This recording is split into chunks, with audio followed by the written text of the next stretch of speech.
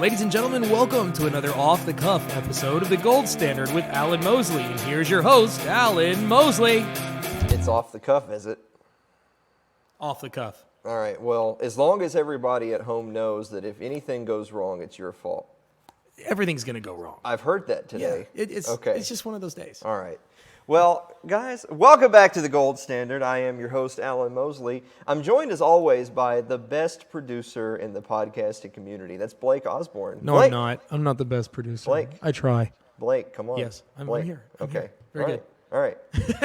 So, if you want to follow us on social media, you can, including seeing live streams and restreams of the videos where I join in the chat. That's right. And everyone yells at me and says, Al, that's stupid. And I say, shut up, you don't know me.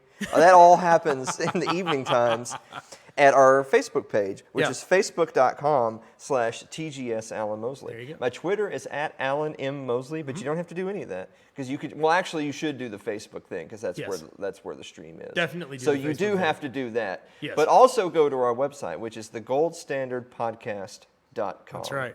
You know, I haven't actually... See, here's the thing about the website is when we do a new episode and we upload it to YouTube, it automatically goes into the catcher on our website. Yeah. But the front page, I like to put the most recent episode on the front page. Yeah, of course. And it stands alone. Yeah.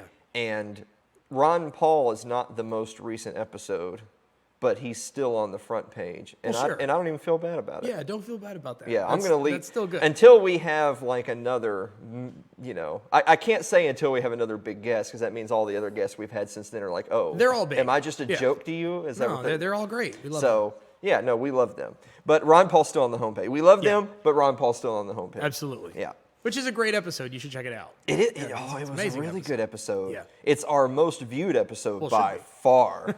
It's I Ron mean, Paul. imagine our surprise that that's the most viewed episode. Yeah. But you can go to our website. You can read articles that I've written. Mm-hmm. You should write an article. No, I shouldn't. You know. No, it would be some horrible rant about how I can't produce milk and sell it Well, because of milk laws or something horrible like that. I don't know. well, lucky for everyone that we're going to actually have that today live and in person. Boy. And you can also support the program by going to our Patreon, which is patreon.com/TGS Alan Mosley. Yep. So that's all the links, right? Yep. There you go. Okay. That's all the links. So Blake, pull this up really quick. I want to show people this. Okay. This is a look at There it that. is. That's a handsome looking couple of That jars is a of milk, handsome, right? and the taste is amazing. But that's beautiful not, milk. That's not just any old milk right there. No. What That is is that? 100% purebred, grain-fed, hand-milked Nubian goat milk. It is of the finest quality. It is absolutely delicious. Wow. You can make cheese with it. You can make. I mean, you can use it in your cereal. Obviously, you can use regular milk. People make soap out of it. I don't know why you would make soap out of something as good as that, but it's the most incredible tasting stuff in the world. And one of the biggest problems that we face, honestly, is with milk laws today. Small farms like mine can't sell it, and it's because of old laws that are outdated. And well, of course, big milk. So that's kind of the biggest issue that I have with it. It's sad. Now hold on just a second, Blake. Are you trying to insinuate that you can't sell your milk because of regulations that are championed by other people that sell milk? Pretty much. Now that might sound counterintuitive to people at home, because they might be thinking to themselves, but if I sell milk, why would I support regulations against selling milk? Because that would just make my life harder. Right. And you're right, except for there's the seen and the unseen, as there always is. So you might be thinking to yourself, well, big milk. I like how everything is big something. Yeah. There's big phone, there's big oil, there's big milk. There's big desks. There's big everything. Big desk, yes. yeah. All the desk producing companies. That's right. So big milk is actually, as is often the case with regulation, the regulations are almost always championed by people within that industry that are the giants of that industry. Right. And even though the cost of their running their business will go up if more regulations are put on producing their product, right, they can afford the regulations. That's right. So they're playing the odds that while I'm going to lose a little bit of money on the front end by having regulations put against my business. Yeah. That's going to prevent competitors from entering into the market. Sure. Because I'm thinking that if more people were selling the same product I sell, I would end up having a lower total market share, and then that would cost me more money than just paying the regulations. But the regulations cost me money I can afford. That's right. That's the important thing. Yeah. If I run a big milk producing company and it costs me $1 million, it's probably a lot more than that, to pay for the regulations so that everything's up to code. But you can't afford it to begin with. Right. So you're selling 0 gallons of milk, whereas however many gallons of milk they sell, it's that much more than you, because you're at 0, because you can't afford to enter the market. Yeah. And that's my point. You know, the point is that the general public at large misses out on really great local community-based products because, well, big consortiums like that work really hard behind the scenes to make sure that small farms can't really succeed in producing a product. You know, when someone like me has, you know, we have 15 Nubian goats and they're all going to be in milk. And so we were able to produce maybe about 400 gallons of milk a month, which is amazing for a small farm. You know, I'm obviously not going to get 400 gallons of milk into Kroger, okay, but on a local level, 400 gallons of milk would help pay my bills. You know, and at $5 a gallon, you know, that's a little bit more than regular, but it is fine goat milk and it is farm to table, meaning that from the time it takes for us to get it out of the goat's teat to your table, it could be less than a few hours.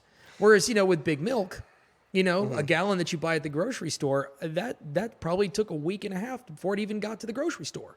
So it's something to think about. Well, see, so this is the thing that you brought up that I think is most important for people to understand is you're not trying to sell your milk at Kroger's. Right. Or Publix or wherever. You just want to be able to sell it to your neighbors without the cops coming out and shooting your dog and arresting you. That's right. That's all you want. That's all. And as we believe on this show, we believe in individualism and personal responsibility. That's right. And I mean, is there a fraction of like, could you do something wrong? Could you milk the goats, but then could you then contaminate that milk? Absolutely, You could pour rat poison into the milk. And not clean the goat's teats, not do the proper milking procedure, sure. Though, that's just a simple, silly caricature of what our opponents would say would happen. Like, our opponents would say, well, the regulations don't have anything to do with who is and isn't selling milk. Right. We want it to be safe for consumption. Exactly. But what they always seem to, it's the cartoon idea that if we didn't have those regulations, then there would be like mustache twirling, like evil villains who sell goat milk laced with meth, and everyone's dying. And why would I do that? Why would anybody do that? Why would anybody do that? It's so stupid that that's what they think would happen. Right. And here's the main reason why it's stupid is that they're painting you to be the evil, greedy milk salesman. Yeah. But if you were an evil, greedy milk salesman, you would want to sell the maximum amount of milk for the maximum amount of money because you're greedy, right? Well, I'd be the big milk guys. You can't sell milk if everyone dies from drinking your milk and then everyone else says, don't drink that guy's milk. That's correct. You die from it. That is absolutely correct. This is basic. This is real basic stuff. Yeah. So whenever you're on social media or Twitter or whatever, and somebody says, because there's two things at play. First, there's if they give you the silly little caricature of, well, if we didn't have laws to regulate X, then everyone would just die. Well, you can probably go back in human history to a point before the United States government passed a law on something, and there'll be hundreds and hundreds of years before that, and everyone wasn't dropping dead from contaminated milk. Right. So we just simply know that's not true. Right. And then on the front end, there's a different aspect here is whenever anyone ever says the phrase, there ought to be a law against X. Social media is a good one right now. Yeah. Is the social media companies do something I don't like, they censor someone I feel unjustly, and then people say there ought to be a law that says they have to do or can't do X, Y, and Z. Right. So, first of all, Facebook, Twitter, things like that. I mean, in a historical context, those things are still relatively new. Yeah. Like we're in the social media age today. Yeah. But I mean, I'm almost 34. Right. The social media age has not taken up most of my life. No, only only a the last 4 or 5 small years, fraction maybe. of my life Yeah. has been the social media age. Sure. And so the world has existed and the globe still turns on its axis. I'm sorry, flat earthers, Yeah. it's globe. Yep.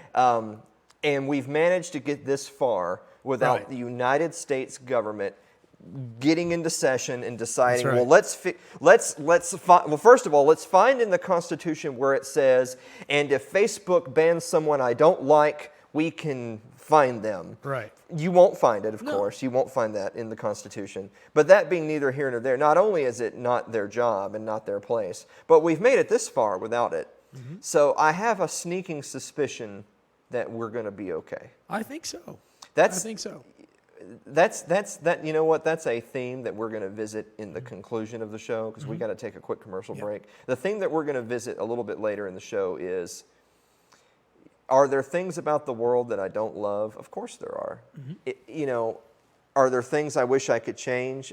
Do I wish politics was different? Do I wish we lived in a more free society? Of course I do. Yeah. But the world's not coming to an end. It really isn't. And, I mean, are we going to have some economic downturns? Sure. Like, of course, yeah. But everybody, so this is my pet peeve. My biggest pet peeve right now is the people who say, X law got passed, or this state is doing this that I don't like, so we're literally in the dark ages. They're doing that. I'm not talking about abortion today, but I just want to point out, people are saying that because Alabama passed laws on abortion, all the women are saying women are now merely chattel slaves, and it's like the dark ages.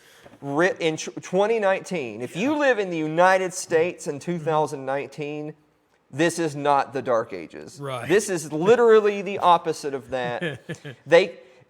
I'm not saying that I approve of onerous laws, and I'm not saying like it couldn't get bad. Like, I'm not saying like Weimar Germany wasn't bad. Yeah. I'm just simply saying that when you look at the technological advances and the plenty that we have in terms of food and drink and the choices that you have every day that you can make, and even though we have an oppressive government, most of your day you don't deal with them. Right. Most of your day is dealing with your neighbors and your friends in complete voluntary interaction. That's right. If you think this is the dark ages, you have such a poor perspective on the world and its history that I just can't take you seriously when you make statements like that. That's right. So we're going to take a quick break, and after that we're going to rant some more.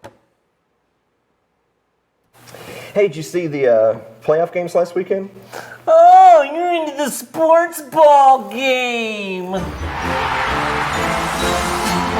Sports Ball with Mike Meharry and Alan Mosley.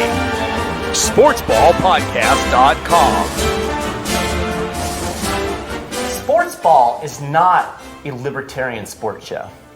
It's a sports show done by a couple of libertarians. For when you need your bread and circuses.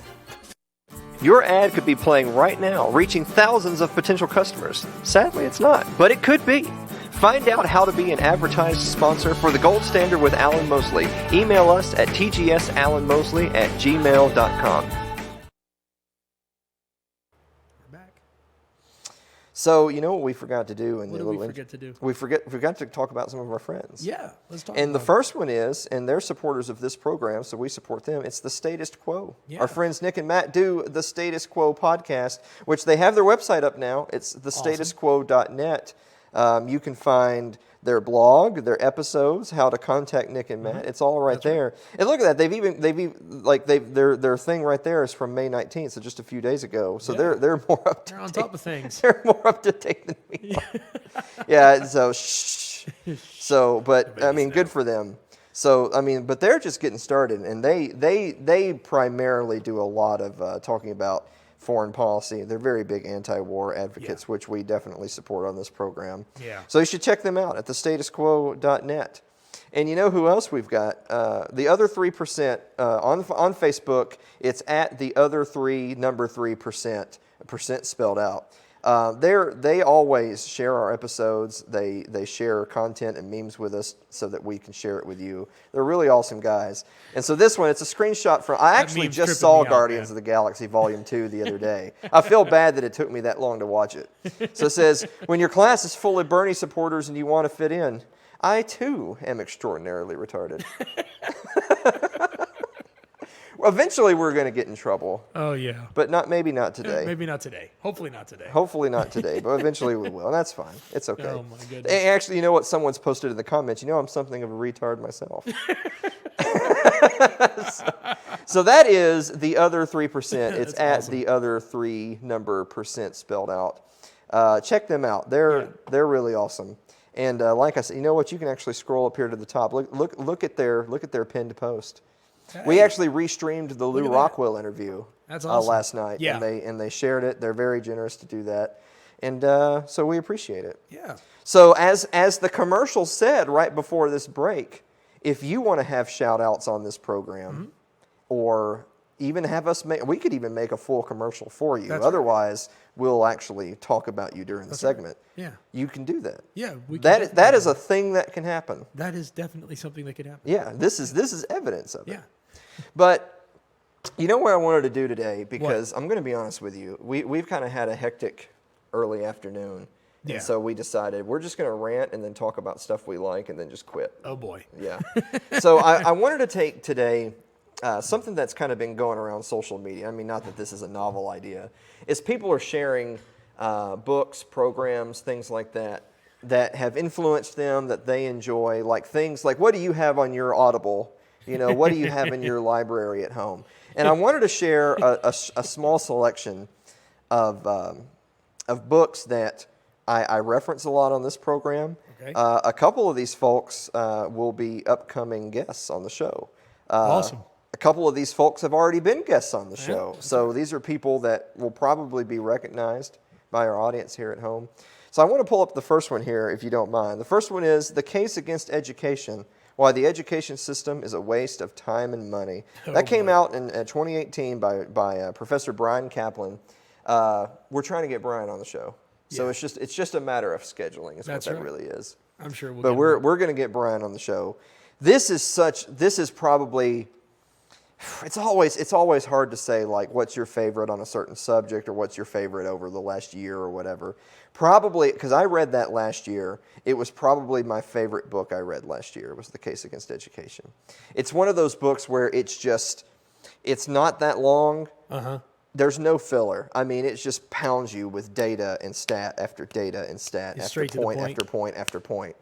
And one thing I want to point, just a little anecdote from the book, is, of course, the case he's making is he talks about the signaling model of education, meaning that, so why do kids go to college? They don't actually get job skills in college. Right.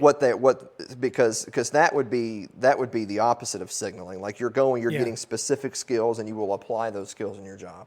And there's some that do. Like if you go to medical school, tech school. I mean the hard sciences like engineering, like you're going to learn things that you do in your job.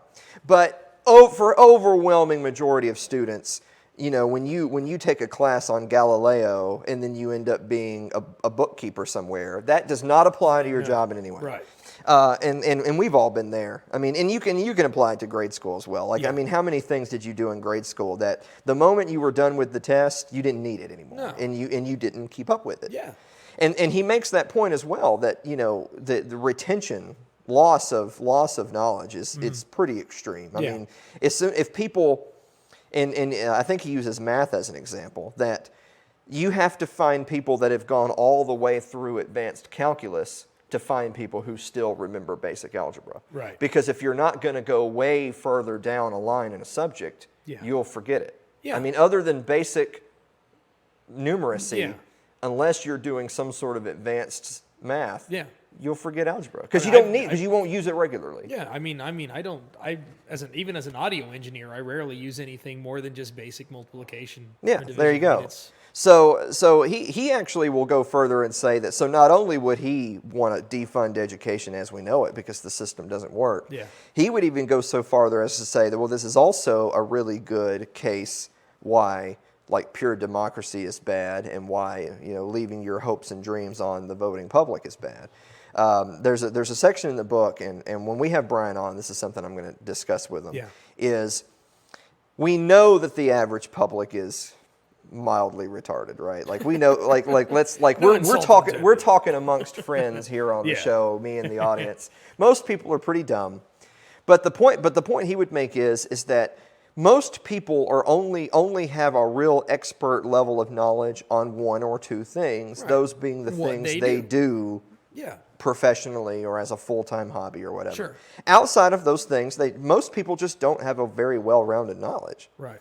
And he said, and you can even control the population for the quote-unquote smartest among us, and the fact still remains the same. Mm-hmm. So a popular saying, he says, is that what would you call someone who only knows half their letters? You wouldn't call them half literate, would you? No. You'd call them illiterate. Right. If you only know half your letters, you're illiterate. Yeah. And so if you only knew half of the required knowledge of any subject, you wouldn't say that you were halfway proficient at it. You would say Exactly. you're not proficient at it. Right. And so if you were giving an average voter a basic test on civics, history, and economics, and when I say basic, I mean how many senators does each state get? Who was the last president? Right. What are the three branches of government? What century did the American Civil War take place in? That's what we're talking about when we say basic questions.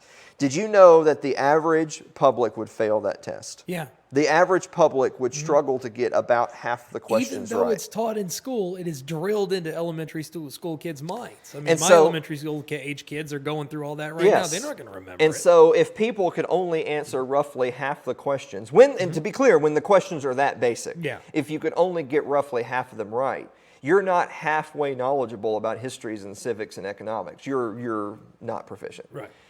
He said that even if you control for what we would think to be the wiser population. So I think in his example, he controlled for chemistry majors and engineers. So we're talking STEM field students. Yeah. Because I would never say that someone who's making A's in a STEM field is stupid. I would never call that person stupid. They're obviously intelligent because they have the capacity for learning, Right. and are doing something in an advanced field.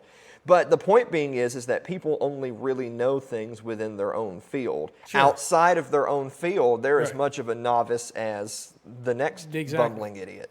So he said that even when you control for people that are in advanced fields like chemistry or engineering, outside of those fields, if you give that same basic history, civics, econ test to them, they only barely do any better than the regular public, if not Exactly. at all. Right. And so the point being is that, but we have a system where the average public is voting on representatives who will then vote on major issues when the average public has no idea what they're voting about. Exactly. But the representatives, so using our control theory again, let's say the representatives in theory are supposed to be the wiser amongst us. That's saying a lot about people in Washington, D.C. But let's just say they are. But again, if you vote for a representative, and that representative, you vote for an AOC, and she's into lit, and she worked as a bartender, Right. then I'm sure she probably could mix a pretty good drink. Yeah. I'm sure she probably could tell you who her favorite authors are. Uh-huh. But why would I have any belief that she knows anything about civics or history or economics? Right. Which are things, in my opinion, are very important for someone who's a legislator. Well, supposedly she graduated with a degree in something around there, like civics or something. I don't know.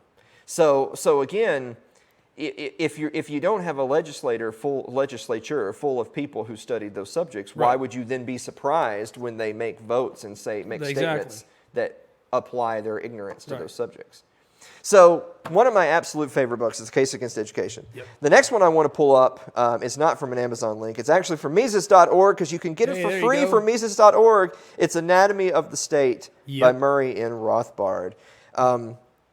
So when people ask, hey, I hear you say names all the time, I go to Mises and I'm just overwhelmed by all the info that's there. I look at people like Rothbard or Mises and they have these, economic treatises that are this thick. Where do I begin? Because I can't do that. I don't have time. I don't understand it. Where do I begin? And Anatomy of the State is a great book because it's very short. This is a very short book. Hey, maybe I should read it. Yeah. I hope that's what people at home are saying. Yes. But I'm speaking for the public in general. Okay. So I'm going to pretend you were speaking for the public in general. I'm speaking for everyone watching. Okay. So Anatomy of the State is great because it's a very short introductory guide into it's almost like a principled chain of thought where you start from a point and the book ends at another point, and you can see how someone is taking our principles and doing a logical conclusion from this is the world the way it is, this is the way we would like it to be, and this is why we believe what we believe. So kind of doing if A is true, then B, then C, then D. If you want to see that played out in an excellent way by Mr. Libertarian himself, Murray Rothbard. But you want to do something that can just give you a primer because you're not really ready to read like, Human Action by Mises or something like that. Then start with Anatomy of the State. It's excellent. Next one, we're going to do the next few really quick. 9 Presidents Who Screwed Up America by Brian McClanahan. There were only 9? Well, it's I can't even talk to you today. So his book is called 9 Presidents Who Screwed Up America. I hope to have Brian on the show again, or a show as well here really soon. So as you can imagine, I think the full title is The 9 Presidents Who Screwed Up America and 4 Who Tried to Save Her.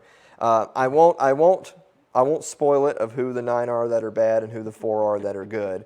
But basically, he goes from administration to administration, and he talks about 2 things. One, how unconstitutional actions take place, but then also how future administrations piggyback off of that. So once the precedent has been set that X is acceptable, or the Supreme Court rules that we're fine with Y, then future administrations will always use that precedent to keep pushing executive overreach further and further and further. And so this book really mostly talks about executive overreach because it's talking about presidents in particular. I know you won't be surprised to know that Abraham Lincoln's on that list. I know you won't be surprised to know that Woodrow Wilson's on that list. So it's not really that hard to figure out who he would pinpoint as the worst. Although when he mentions the 4 who tried to save her, it's interesting. I think again, it's very easy for the cynical types to think to themselves, well, everything's just awful. Every legislator is awful. Every president is awful. Well, I mean, if literally anyone who's anything less than Harry Brown is president, then yeah, you probably do think they're all awful. But there have been presidents that did their best to stay within the confines of what they believed the office was intended to mean and be. And oftentimes those are not popular presidents in the mainstream. Well, why?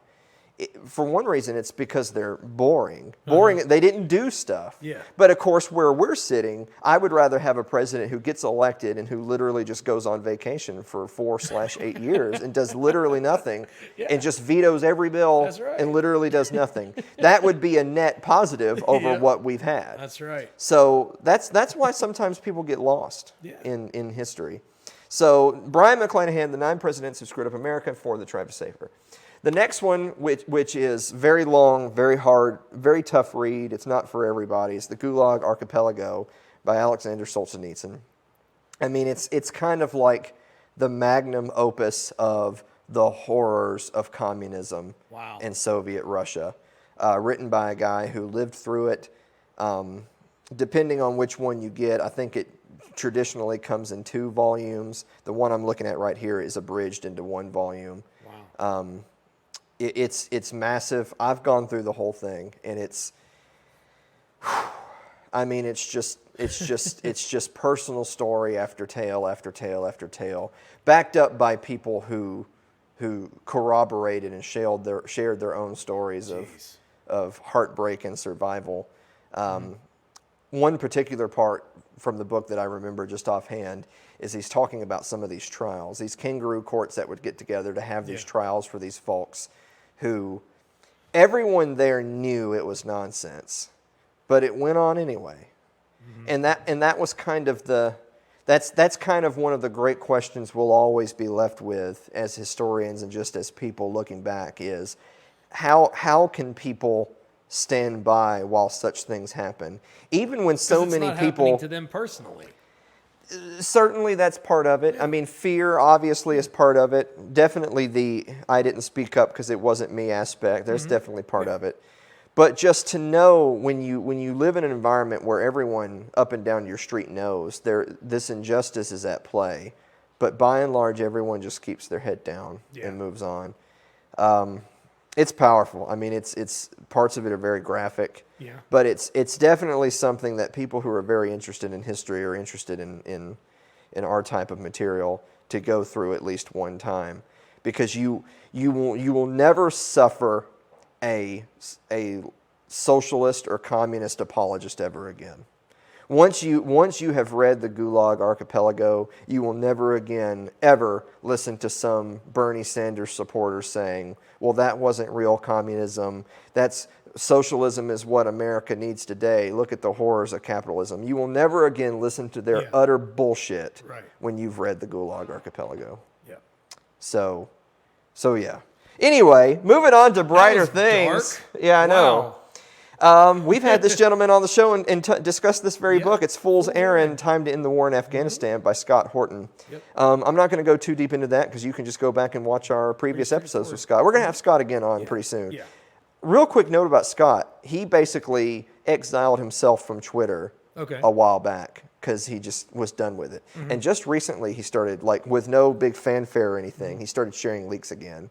And of course, people who follow him on Twitter, he's been gone for like a year. Jeez. When they see that he shared a couple of links, people are like, "Ooh, Scott's back." I don't know if he's actually going to be back, but he'll be back with us eventually. Fool's Errand was a great book. You can get the audiobook that he himself narrates. And again, it's one of those where it's not that long of a read, and it just pounds you with specific name, date, and time. Boom, boom, boom, boom, boom. Here's where we were. Here's how the war in Afghanistan began. Here's the power players. Here's all the warring tribes, people who was and wasn't responsible for what and when. I mean, Scott is like just the authority in our community on Middle Eastern politics. So I can't recommend it enough. So 2 more really quick. Dear Reader, the unauthorized autobiography of Kim Jong-il by Michael Malice. Now that we've had Ron Paul, my next big name I would love to get is Michael Malice. Michael Malice? I don't have a contact for him right now. If anyone out there knows of one, let me know. But my next big get after all the ones we've had is Michael Malice. He actually has his new book out, The New Right. It literally came out like a week ago or something, so I'm getting it to read. I'm looking forward to it. But Dear Reader, the unauthorized biography of Kim Jong-il, because Michael Malice, professionally, other than being a troll and a commentator, he's a celebrity ghostwriter. Yeah. And in this case, of course, obviously, he didn't have Kim Jong-il's, that's why it's unauthorized. Obviously, he has been to North Korea, believe it or not. Wow. But no, he obviously didn't work with Kim Jong-il to write this book. But it's very powerful. It gives a little bit of the historical background. Of course, it's kind of said from the perspective of Kim Jong-il, although obviously it's satirized. Right. It gives a little bit of the historical background of Korea's history, of the trials, obviously the oppression that they suffered from Japan through the World War II era. Yeah. And then, of course, obviously Korea ultimately splitting into a North and South. Yeah. Its ending is probably the best ending of a book I've ever read. Really? By the way, the audiobook is done by a guy that's just... there's a lot of audiobooks out there where you get the audiobook, especially if it's something like history or economics. Yeah. They get some random old guy to do it. And it's just, you're interested in the material, but the flow is so bad, it's almost you've been better off just reading it as opposed to listening to it. Yeah. This is not the case. You got to have a good narrator. The guy who does the audiobook for Dear Reader is excellent, and the ending is fantastic. That's cool. So I won't spoil it, but it's kind of a satire of Kim Jong-il from his perspective. Yeah.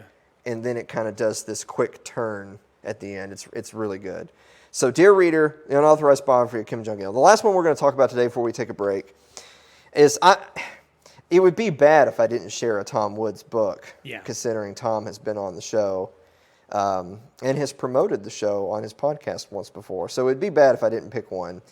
I don't even know if this is necessarily my favorite. I think Nullification might be my favorite, but this is probably an easier one to delve into because it more takes a broad look at a lot of different subjects and applies principle to them. Gotcha. So I think it's more of a good introduction. And it kind of has his little catchphrase of setting fire to the index card of allowable opinion. Like everybody knows that's Tom Woods, and that's kind of the subset of this. So Real Dissent, a libertarian sets fire to the index card of allowable opinion by Tom Woods. If you know Tom Woods, and if you like Tom Woods, but you've never maybe you're listening to the podcast, maybe you enjoy from afar, but you've never taken the time to grab one of the books, get this audiobook. And I think he does. I think he does the audio. I think he does his own audio for Real Dissent. Yeah. If for his earlier books, same again. Yeah. It was always just some random dude, and some of them were good, some of them were not so good. Yeah, there's nothing like having the original, you know. It's not about the book. I'm not saying that some of his earlier books were good and some of his earlier books were not good. I'm not saying that. I'm saying that the audio books weren't always the best. Right. But this one was done by him, so it has his emphasis and passion put into it, with a foreword by Ron Paul, which we've heard of that guy before. Awesome. Yeah. So Real Dissent, a libertarian sets fire to the index card of allowable opinion. So there you go.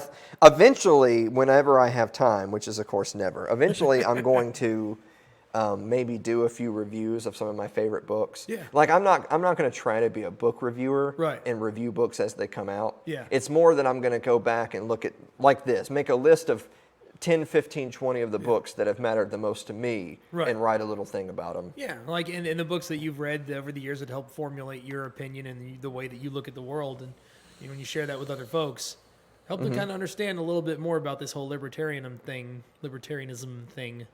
Yeah. Or they just don't care and don't read it. Right. Yeah. That's a strong possibility. Yeah, that's a very strong possibility. You know what else is a strong possibility? Is taking a commercial break. Taking a commercial break. Yeah. Okay. All right, let's do that. Have you ever been talking politics with a friend and told, if you don't like it here, you should just move to Somalia? Well, ladies and gentlemen, from the sandy beaches of Mogadishu, Sherry and I bring you Postcards from Somalia, one of the newer products of Little L Productions, where we take on all of the fallacies of the people who say, if you don't like it, you can just get out. Your ad could be playing right now, reaching thousands of potential customers. Sadly, it's not, but it could be. Find out how to be an advertised sponsor for The Gold Standard with Alan Mosley. Email us at tgsalanmosley@gmail.com. You're back. So, as we're concluding the show today, I just want to tell everybody, I can't make a false promise. I'm not going to tell you that this is the last time I'm going to bring up Game of Thrones on the show, but it's definitely one of the last times. Look, I didn't watch Game of Thrones. Okay. But I could just tell from the banter online that people were pretty freaking disappointed, man. Dude, it's just... Y'all were let down, wouldn't you? Hang on a second. You see, that's why you don't get that invested in a TV show. Just remember that from your old Uncle Blakey.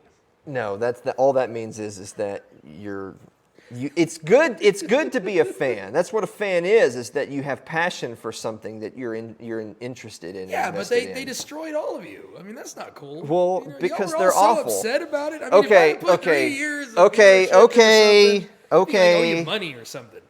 So yes, the finale was terrible, but that shouldn't be any big surprise to anybody because the whole last season was just awful. It really was. What did you think? They were going to come back in the end and make it amazing in one episode? Well, I had read the leaks. I knew what was going to happen. And I'm not normally one who, if there's leaks out there, I go looking for them. But in this case, I did read the leaks a few weeks ago just because I had already checked out. You had to set yourself up for what was coming. I had already checked out. After episode 3, I had already checked out. I watched episode 1, I watched episode 2, and I watched episode... It was only a 6-episode season, by the way. Yeah. I watched the first 3 episodes with the intent of, I'm going to stick with it. But then after episode 3, I just felt nothing. When if a big character died, if another big character did a big thing, I just didn't feel anything. Oh. And that's how I knew, like, I'm done. I'll tell you one of the most, I may have said this before already, one of the most depressing, like, reviews that I had read about this season was somebody that had said, I now know that I'll never rewatch this show. Wow. And that's a really, like, that really hits it. Yeah. That's a good review. Because I've rewatched Lord of the Rings a bunch of times. Yeah. Because it's good. Yeah. And the beginning is good, and the middle is good, Not quite and the as a ending is good. commitment as- Well, I mean, obviously not as Yeah. watching like a whole television series, but the point being is that when the end of something is bad, that makes it most likely you won't rewatch it. Absolutely. Because you don't really want to like in this case it's 8 seasons. You don't really want to take the time and energy to rewatch it and only rewatch a few seasons and then stop. Because if you're going to start something, you want to go start to finish. Yeah. But in this case, you can't divorce it out of your head that the ending is terrible. Yeah, you're setting yourself up for disappointment. So you just don't rewatch it. That's really sad. Yeah, it sucks. It really is. So I actually decided this is actually something I'm going to do. I'm not going to burden our program here and our audience that I know some people are really into Game of Thrones, but I know some of our audience is not into Game of Thrones. They're into Ron Paul.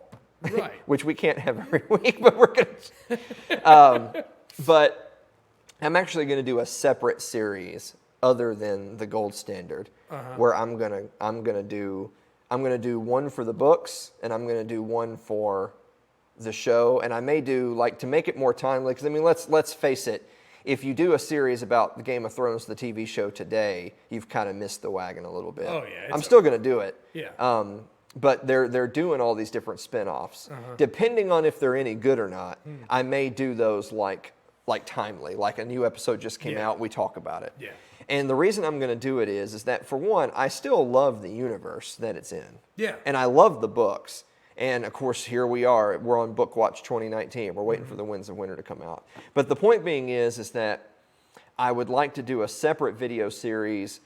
But I have a specific idea in mind, because I can't just do reviews, because it's been done. It's been a million people have already reviewed it, and the show's over. I have a cool idea, and people in the chat or whatever can let me know if they think this is a good idea. I'm going to do an episode by episode recap, and then all the way from episode 1 through to the end. But the series will be. It'll be like Game of Thrones What If. That's just a working title. I'm not sold on that. But what it is it will be me recapping what happened in the episode, and then me explaining what I would do differently if I were the showrunner. Okay.